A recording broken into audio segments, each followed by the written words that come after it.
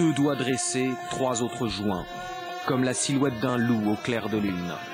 D'après la légende, ce loup des montagnes aurait guidé le peuple Huns des lointaines steppes d'Asie centrale vers l'Anatolie. C'est le mythe fondateur de l'âme turque et le signe de ralliement des nationalistes qu'on appelle les loups gris. L'autre symbole, c'est ce drapeau aux 3 croissants, ancien emblème de l'Empire ottoman et désormais logo officiel du MHP, le principal parti d'extrême droite.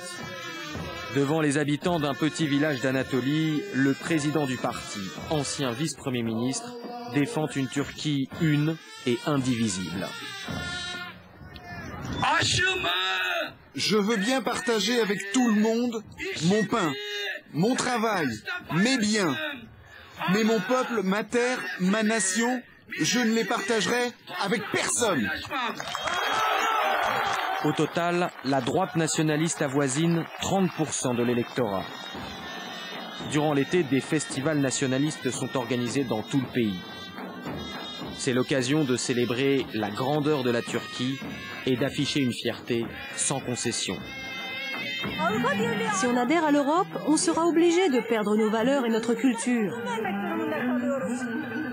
Est-ce qu'on a demandé aux autres pays candidats de faire autant de concessions? Non, nous, on nous demande beaucoup de concessions et je suis contre. Si jamais on doit rentrer dans l'Europe, ce sera avec notre fierté et notre honneur.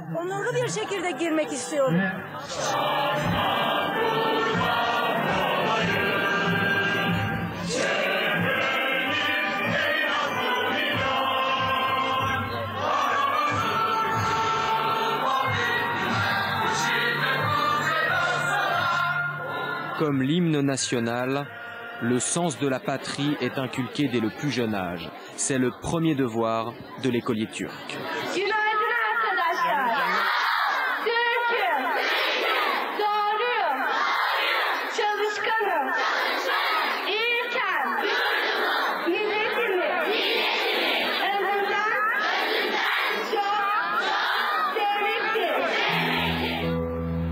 Heureux celui qui se dit turc. Ce sont les paroles du père, Atatürk.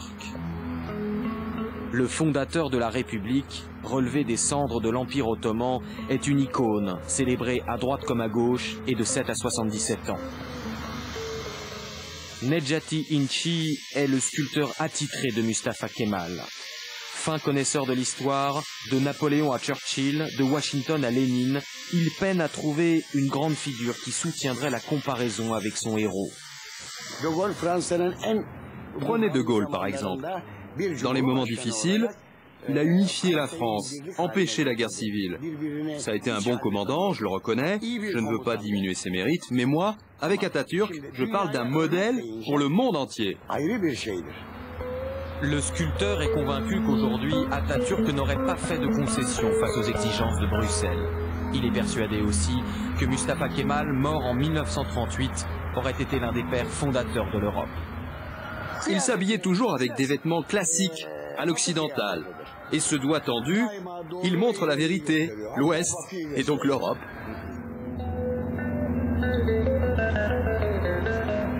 Des 2 rives du Bosphore, des campagnes rurales à Istanbul, la cosmopolite, le culte d'Atatürk ne se discute pas.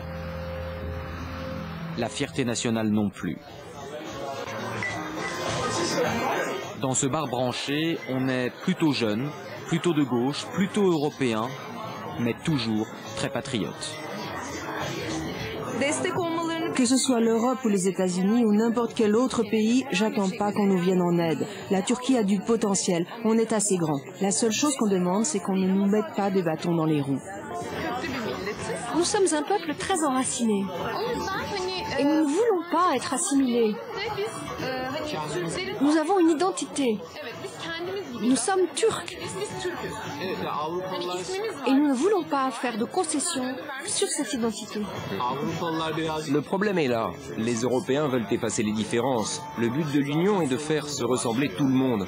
Et dans l'histoire, à vouloir trop effacer les différences, on a toujours récolté des conflits. En matière de conflits, Burak Turna s'y connaît. Ce jeune écrivain a sorti le best-seller de l'an dernier, Tempête de métal, l'histoire d'une guerre entre la Turquie et les États-Unis à la suite du conflit irakien. Son nouveau roman, Troisième Guerre mondiale, se vend plus que le dernier tome d'Harry Potter. Les lecteurs et l'opinion publique sont très gênés par ce qui se passe en Europe en ce moment. Ils sont sensibles au fait que notre pays puisse être mis de côté. Et dans mon nouveau livre, j'explique jusqu'où ça peut aller si les Européens ne prennent pas les devants. Et je dessine le pire des scénarios. Le pire des scénarios, c'est la guerre entre la Turquie et l'Europe. 2010. Des mouvements néo-nazis s'entraînent aux millions d'immigrés turcs installés en Europe. L'armée turque vole au secours de ses ressortissants agressés et arrive aux portes de Berlin et de Paris, victorieuse, évidemment. J'avais déjà lu son premier livre, Tempête de métal, et j'avais trouvé ça très pertinent. Et là, dans ce nouveau roman, je pense que c'est ce qui pourrait se passer dans 4 ou 5 ans. Tous les problèmes qui peuvent surgir. Le chaos, quoi, face à la puissance des États-Unis ou de la Chine. Quelle sera la place de la Turquie, par exemple? Ou encore, quelle sera la place des Turcs vivant en Europe? Il y en a 10 millions, dont 4 millions en Allemagne. Qu'est-ce qui va leur arriver? Nous allons vers l'Union européenne. Mais l'Europe, elle, est-ce qu'elle ne va pas nous mettre trop de pression?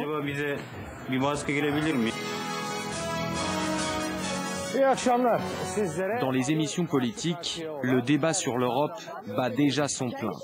En Turquie, on vit comme une agression tout ce qui ressemble à une atteinte à la souveraineté nationale. Et les conditions pour entrer dans l'Union heurtent de plein fouet les tabous nationaux.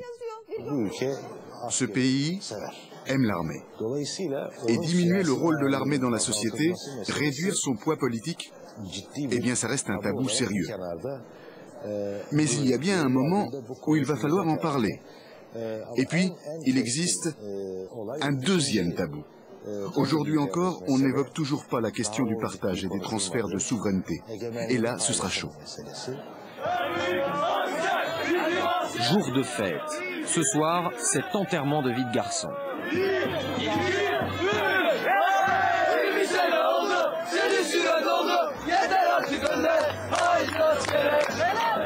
En ce lundi 23 août, la mariée, c'est l'armée. Elle commande 4 grandes vagues de départ au service militaire par an. De tous les milieux, parents, fiancés et copains viennent accompagner le départ des héros. Lui ira dans la marine pour 15 mois. J'ai pas peur. Je suis prêt à sacrifier ma vie pour la nation.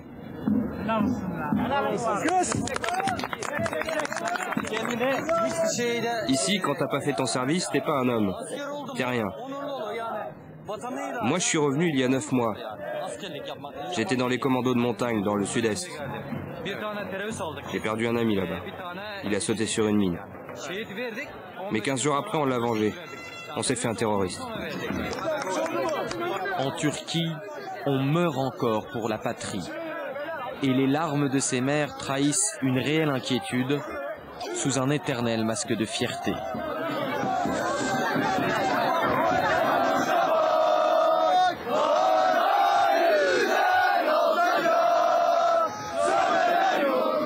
Dans quelques jours, certains d'entre eux se retrouveront au front face aux ennemis de la nation.